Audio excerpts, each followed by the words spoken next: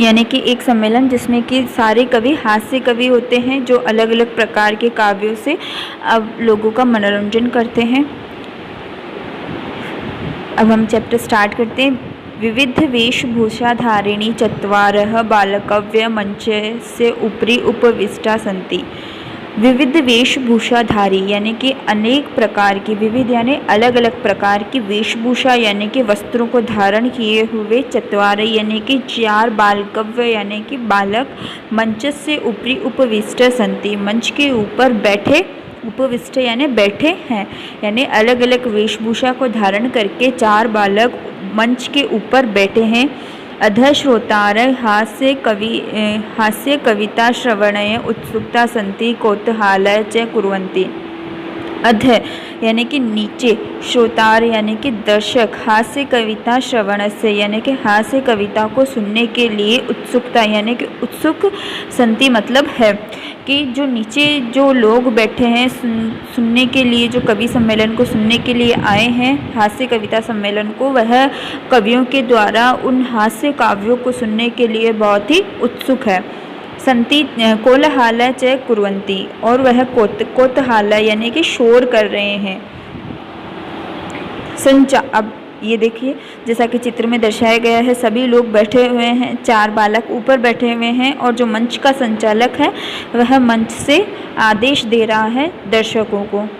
संचालक अब क्या आदेश दे रहा है कि अलम कौतूहलेन, अलम का मतलब मना करना या मत करना, अलम पंचमी विभक्ति के लिए प्रयोग होता है, तो अलम कौतूहलेन यानी कि कुशोर, कि शोर मत करो, अध परम हर्षस्य अवसर, आज बहुत ही हर्ष का यानी प्रसन्नता का अवसर है। यत् अस्मिन् कवि सम्मेलन काव्य हंतार है, आज यह जो कवि सम्मेलन है उसका संचालन किया जा रहा है और काव्य हंतर है, और इस कवि सम्मेलन में काव्य हंतर यानी कि नाश करना, काव्य का नाश करने वाले, कालयापकाश्च यानी कि समय को बर्बाद करने वाले, और भारत से यानी कि भारत के हास्यक विदुरंता, हास्य और विदुर यानी कि जो श्रेष्ठ कवि है उनका समागता यानी कि समागम हुआ है। यानी कि यहाँ पर क्या होता है कि मंच से जो हास्य कवियों का जो मंच है, उस मंच का जो संचालक है वह दर्शकों से कहता है कि दर्शकों को कहता है कि आप शोर मत कीजिए, आज बहुत ही प्रसन्नता का विषय है कि आज इस कवि सम्मेलन में काव्यों का हंत यानी काव्यों का नाश करने वाले, यानी वो मजाक में कह रहा है कि काव्यों का नाश करने वाले और समय को बर्बाद करने वाले भारत के जो हास्य के श्रेष्ठ कवि हैं उनका समागम यहाँ पर हुआ है। यानी कि हंसी मजाक करता हुआ वह कहता है ऐसा। यही करताल ध्वनिया वयम तेषाम स्वागतम कुरुमे, आइए हम करताल ध्वनि से, करताल यानी ध्वनियों के तालियों को बजाते हुए हम जो है उन कवियों का स्वागत करते हैं, उन कवियों का स्वागत करते हैं।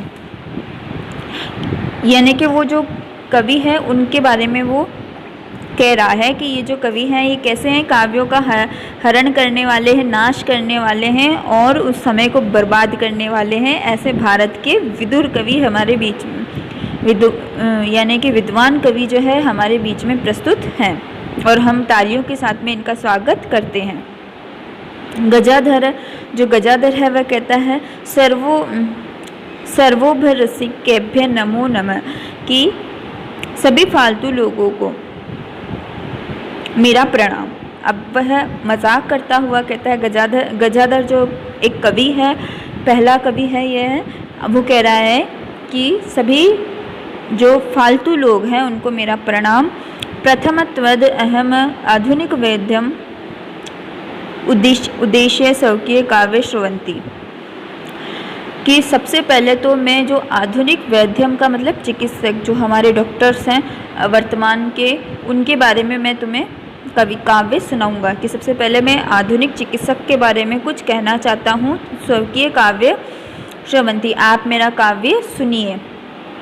अब वो क्या कहता है, वेदराज नमस्तुभ्य यमराज सहोदर है, कि हे वेदराज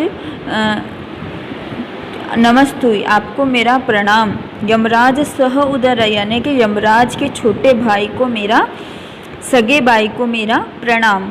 कि यमराज मतलब जो डॉक्टर होता है ना, उसको यमराज का भाई बताया गया है, क्योंकि यमराज भी हमारे प्राण लेते हैं और जो डॉक्टर होते हैं वह भी हमारे प्राणों को बचा भी सकता है और उनको जाने भी दे सकता है। तो इसीलिए यहाँ पर जो यमराज है उसको छोटा भाई कहा गया है, सगा भाई कहा गया है यमराज का, कि हे वेदराज आपको प्रणाम, यमराज के सगे भाई को मेरा प्रणाम। नम यमस्तु है हरंती प्राणाम, कि यम तो जो यमराज जी हैं वो तो केवल प्राणों का ही हरण करते, हरंती प्राणम यानी प्राणों का ही हरण करते हैं। वेद्य प्राणाम धनानी च, और वेद्य प्राणानाम यानी कि वैद्य जो होता है वह तो प्राणों का के साथ में धन का भी हरण कर लेता है।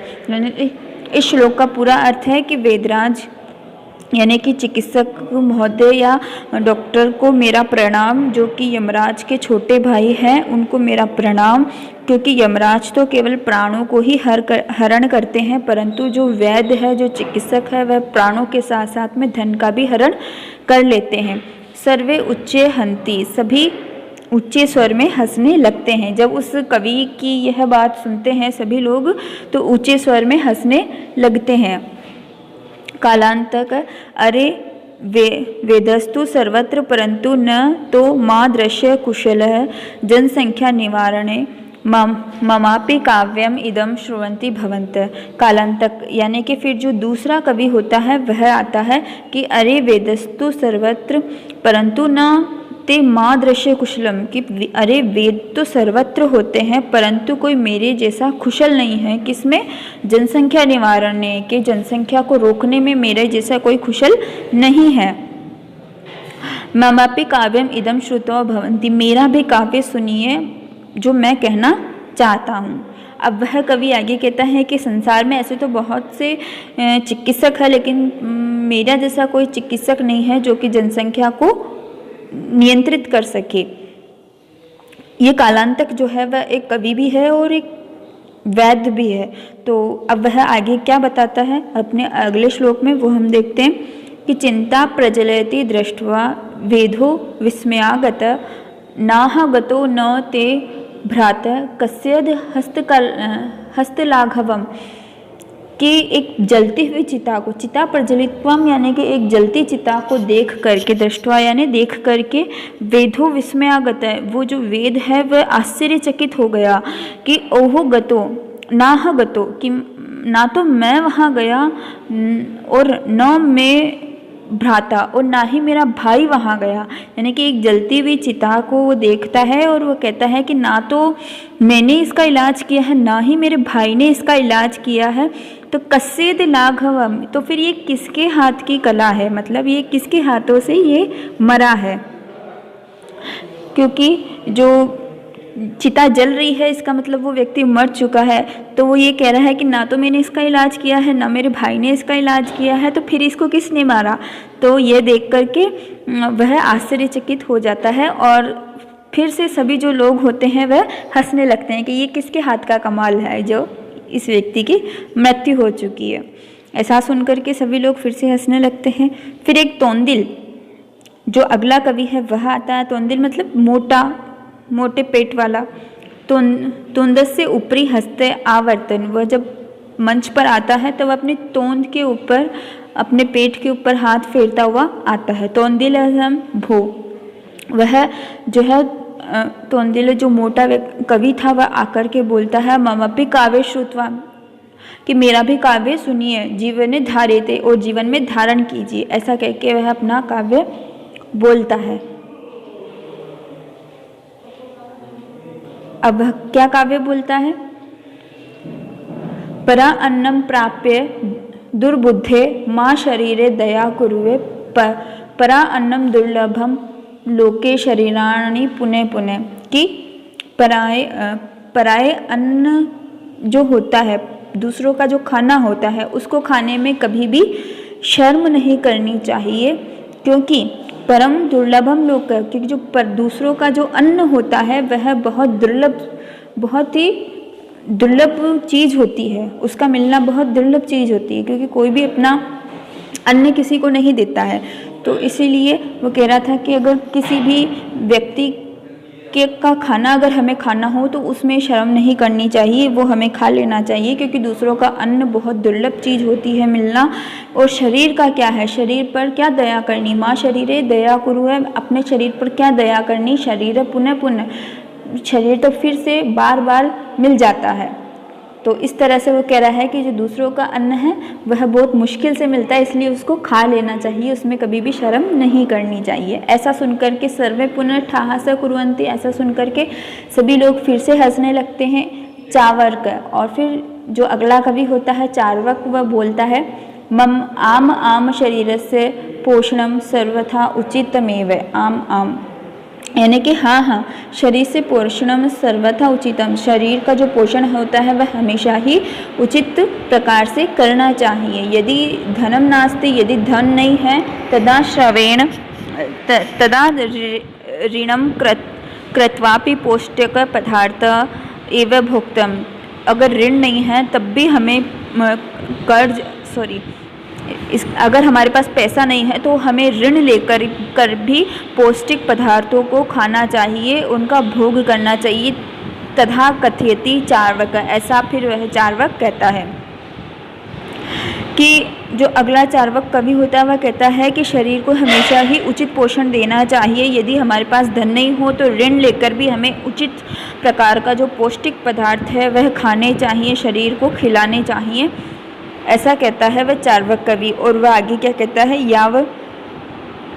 याव जीवेते सुखम जीवेते ऋणम कृत्वा वृद्धतम पिबंती, कि जब तक जिए सुख से जिए, कि जब तक हमें जीना हो, या जीवेत मतलब जब तक जीना हो सुख से जिए, जीवेत ऋणम, और अगर जीने के लिए चाहे ऋण लेना पड़े, खाने के लिए चाहे ऋण लेना पड़े, तो भी लेकर के हमें घी पिबंते, धृत पिबंते यानी कि घी पीना चाहिए, कि जब तक जीना हो, जब तक सुख से जीना चाहिए। यदि पैसा ना हो तो ऋण लेकर भी हमें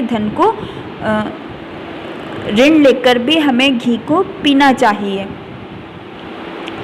श्रोतार, फिर जो श्रोतागण थे वह बोलते हैं त्राहि ऋण से प्रत्यर्पण कथम, तो फिर उस ऋण को कैसे चुकाएं। जो श्रोतागण है वह कहते हैं कि हम फिर उस ऋण को कैसे चुकाएं।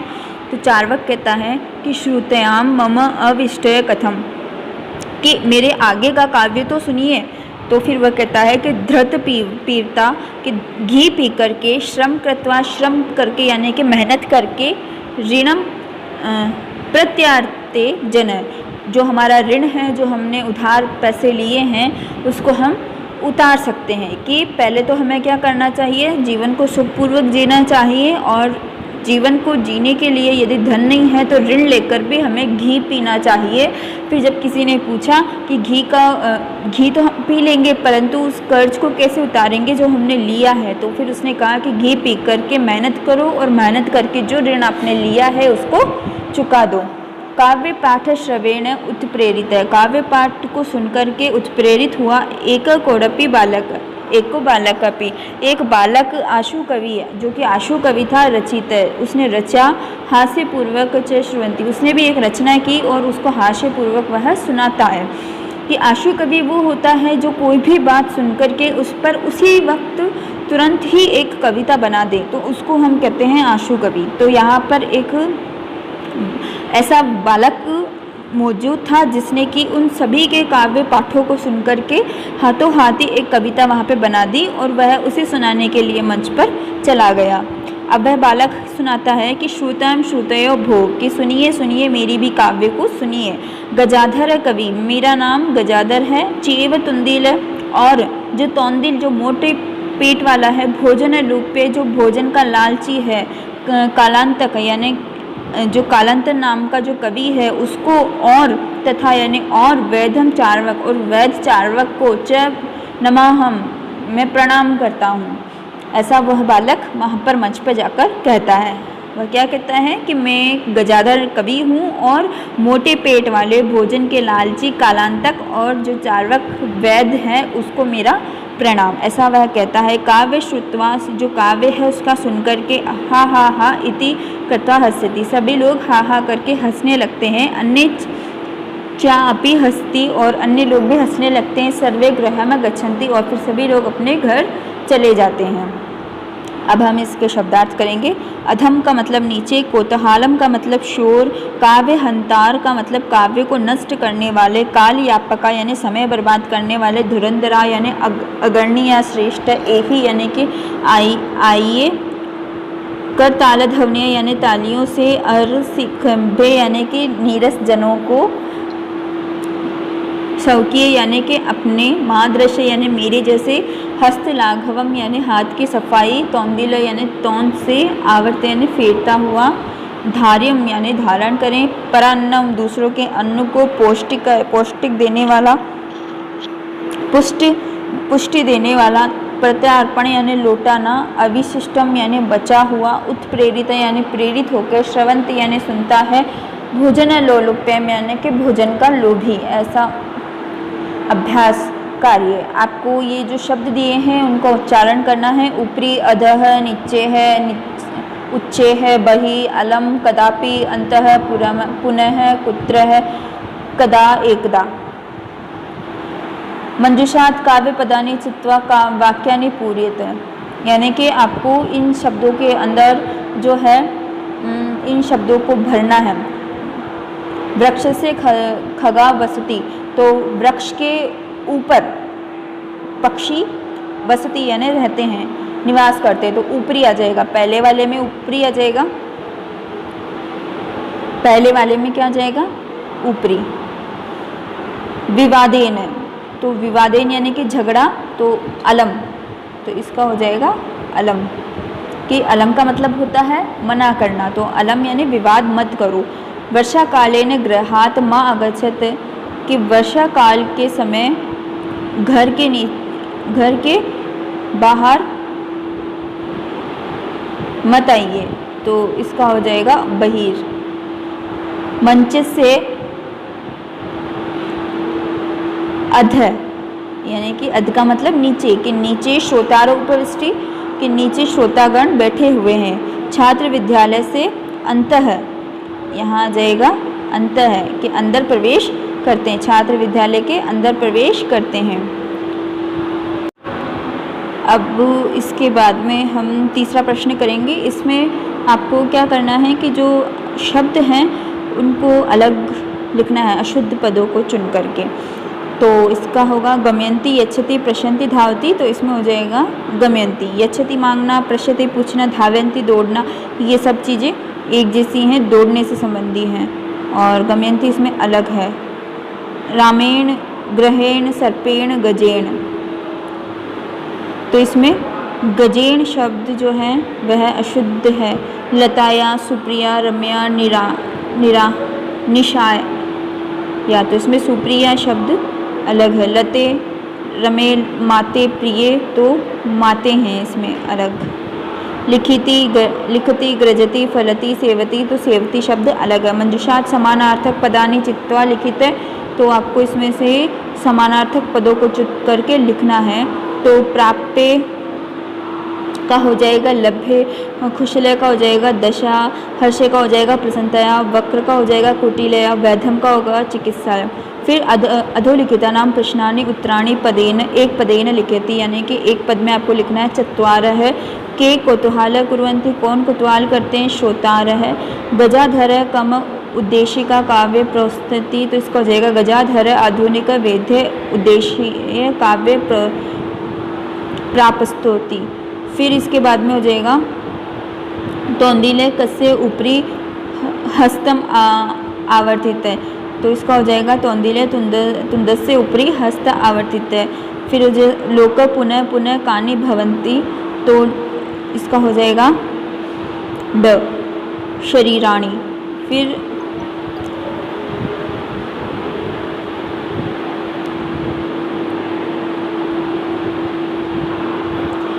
शरीराणि, फिर दशम ग्रह तो ये हो जाएगा जामाता। क्वेश्चन नंबर 6, मंजूषात् पदानि चित्वा कथा या पूर्ति कुरुते। आपको इन पदों के द्वारा कथा की पूर्ति करनी है, जो कि ये नीचे दी हुई है। पुरा एकस्य नरप एक वानरा अस्ति। तो इस तरह से आपको इस पूरी कथा को, तो ये पूरी कथा ऐसे हो जाएगी। पुरा एकस्य प्रिय एकस्य नरपस्य एक पुरा एकस्य नरपस्य एकः प्रिय वानर अस्ति। एक बार एक राजा का एक प्रिय वानर था, यानी कि बंदर था। एकदा नरपः सुप्ता आसीत्। एक बार वह सो रहा था, राजा सो रहा था। वानर व्यंजनेन तम आजीव्यति। वानर जो था वह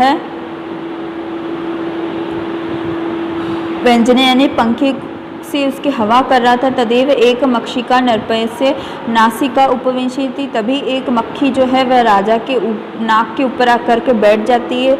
यद्यपि वानर वर्मवार व्यंजने ता निवारयति। बार बार वह जो है उस पंखे के द्वारा उसको भगाने की कोशिश करता है। तथापि स पुनः पुनः नरपस्य नासिका में एवं उपविशति। तब भी वह बार बार आकर के उस राजा के नाक पर बैठ जाती है। अंतः स मक्षिका हंतु खगेन। और अंत में वह जो है उस मक्षिका के ऊपर, खगेन का मतलब तलवार से प्रहार करता है। मक्षिका तो उड़यंती दूरम गता।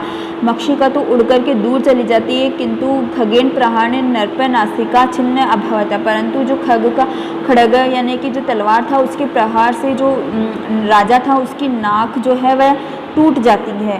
अथ एचो वाव। इसलिए वह कहता है कि कहा जाता है कि मूर्ख जने से मित्रता नोस्यति। इसीलिए कहा जाता है कि मूर्ख लोगों के साथ में मित्रता नहीं करनी चाहिए। विलोम पदानि योजते। विलोम पदों के साथ में इसको जोड़ना है।